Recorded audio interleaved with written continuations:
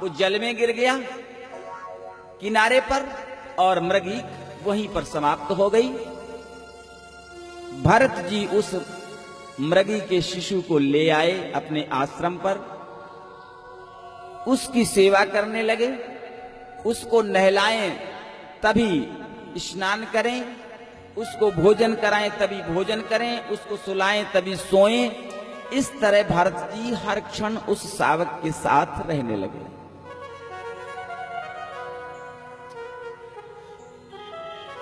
महाराज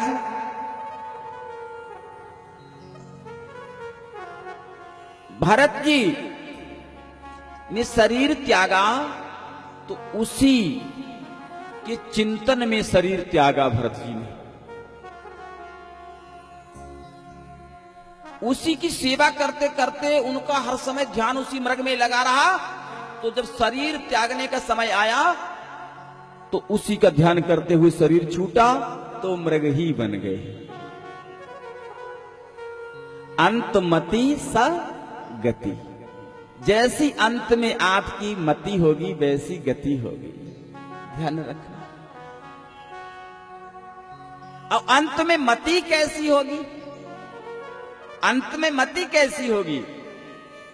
क्योंकि ध्यान तो उसी का आएगा ना जिससे प्यार होगा, जिससे प्रेम होगा, जहां मन लगा होगा। बोलो, जहां आपका मन लगा होगा अंत समय में उसी का तो ध्यान आएगा। अगर पुत्र से मन लगा है तो परमात्मा ध्यान कभी नहीं आएगा अंत समय में, समझ लेना, कभी नहीं आएगा।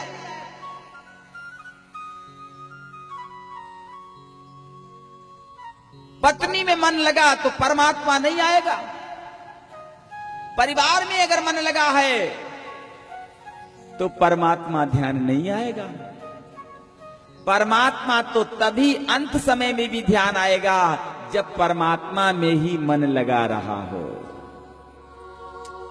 इसलिए समय रहते हमें सावधान होकर के भगवान के चरणों में अपने को लगाना चाहिए। भरत जी मृग बन गए केवल और केवल आसक्ति के कारण। जीवन में सबसे अगर कठिन है तो आसक्ति छूटना कठिन है। ये 7 आसक्तियां बहुत मुश्किल से छूटती हैं महाराज। सबसे पहली पत्नी की आसक्ति,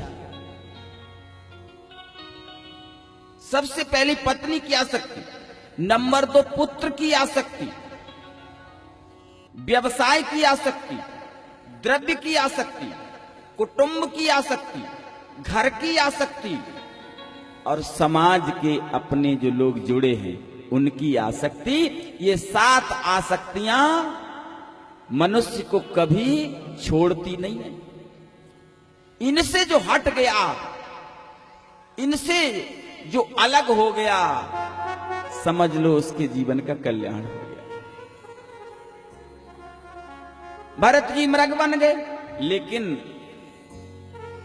तपस्या की थी, भगवान का स्मरण करते रहे थे। उस समय जो तपस्या की थी, स्मरण किया था, उसके प्रभाव से भरत जी को मृग का शरीर मिलने पर भी ध्यान रहा। तो उस